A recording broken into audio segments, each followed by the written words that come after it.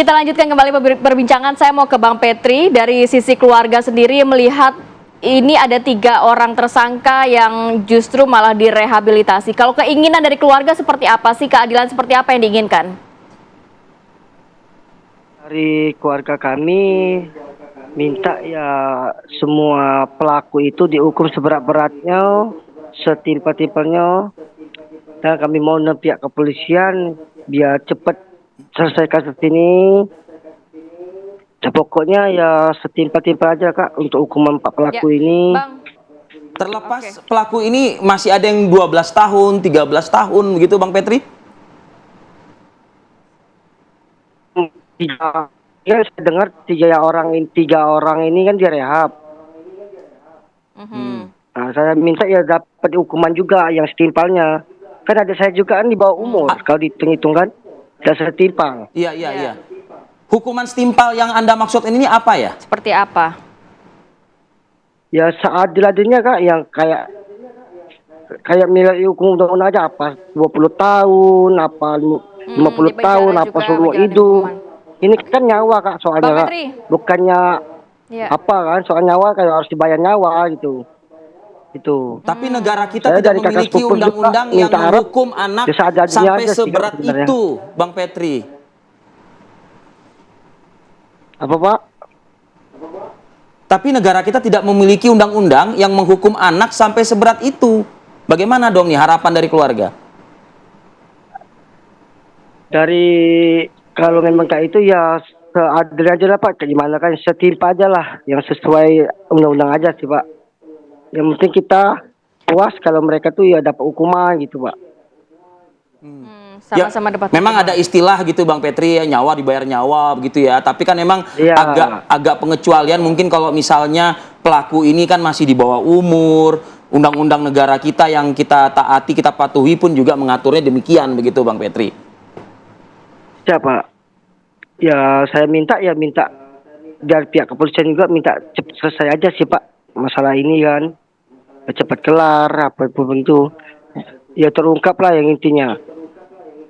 Baik. Dan saya Bang juga Petri, mau ngomong ya tentu. Ya Kak. Ya lanjutkan lagi Pak.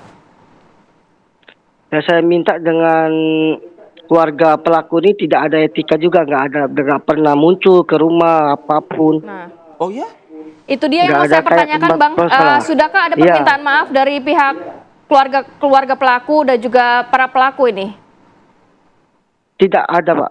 Sampai detik ini pun tidak ada keluarga pelaku itu yang datang ke sini. Dan kami pun nggak tahu keluarga pelaku itu yang mana. Oke. Adakah upaya dari pihak keluarga kepada pihak kepolisian agar mungkin pelaku ini meminta maaf mediasi atau mungkin apa gitu ya? Mungkin semacam mediasi lah yang dilakukan?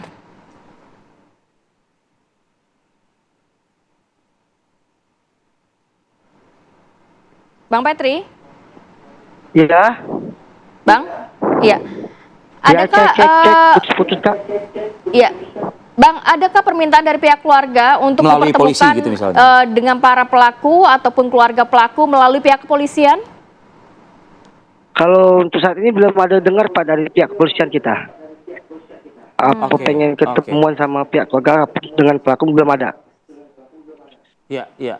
Baik. Oke, saya ingin ke Mas Heri. Mas Heri, gini, ini kan keluarga inginnya kan pelaku ini dihukum seberat-beratnya, tapi memang kita menghormati undang-undang yang ada di negara kita ini, begitu ya, terhadap anak ini. Dengan kehadiran salah satu pelaku atau 2 orang pelaku kabarnya di lokasi penemuan mayat, bahkan dengan gesturnya yang tertawa, gesturnya yang lepas seperti kayak gitu, ini berpengaruh nggak ke dalam penyidikan yang akan dilakukan oleh pihak kepolisian dan akan memperberat perkaranya? Ya, harusnya demikian. Harusnya demikian. Tapi dalam konteks, saya ingatkan kembali ya, bahwa pidana yang bisa maksimal diberikan kepada anak ini kan kadang setengah dari pidana yang diterapkan pada orang dewasa. Bahkan dia nggak bisa dikenakan pidana maksimal. Tadi saya dengar harapan dari keluarga demikian, itu sah-sah saja ya. Kehilangan ini memang sangat berat. Pidana mati nggak bisa diberlakukan. 20 tahun seumur hidup juga nggak bisa. Jadi kita terbatas pada pilihan alternatif dalam hal ini adalah pemidanaan bagi anak yang memang sudah disodorkan demikian oleh undang-undang. Tapi dalam melihat bahwa fakta-fakta tadi ada tingkah laku yang Dia terlihat santai-santai saja. Ya, betul. Gitu. Dan sepertinya menganggap hal ini bukan hal yang luar biasa begitu kan. Iya. Menurut saya selain dalam konteks itu harusnya ada pendekatan yang bisa menjelaskan mengapa sampai pada level tertentu bisa anak melakukan sekejam ini. Ini menurut saya bisa jadi diskursus panjang ke depan. Saya nggak membayangkan kalau hukuman itu hanya sekedar nasihat gitu loh. Iya, tadi dia bisa dengan santainya tadi kan, bahkan datang melihat tempat kejadian perkara tanpa ada perasaan mimik bersalah, karena menurut saya membunuh loh itu. Ya, normally orang kalau melakukan satu kesalahan, tindakan, kejahatan bahkan tentunya ada perasaan minimal bersalah ya.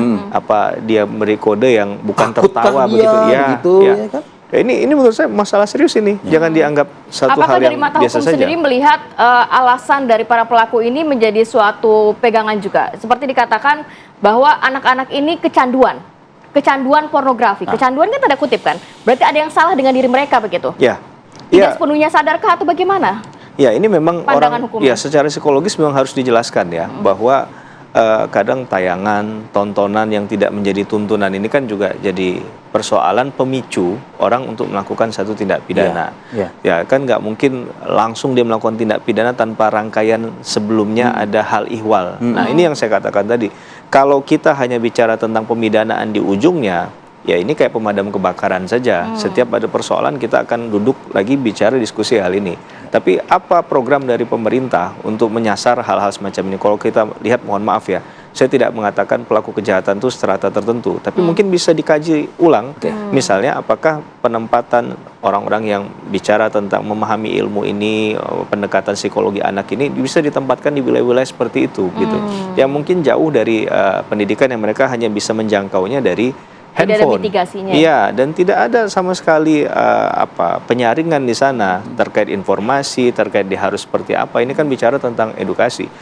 Sayangnya undang-undang kita ini hanya bicara tentang bahwa ketika diundangkan semua orang dianggap tahu, tapi sosialisasinya kurang.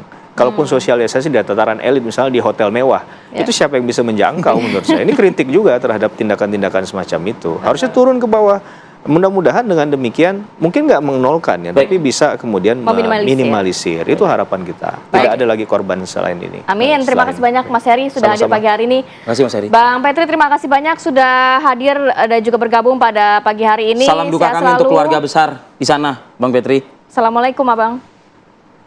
Waalaikumsalam. Baik. Berikutnya, Ti, kita tinggalkan perkara hukum. Ya. Politik nih, Ti. Kita masuk ke politik ya. Kita melihat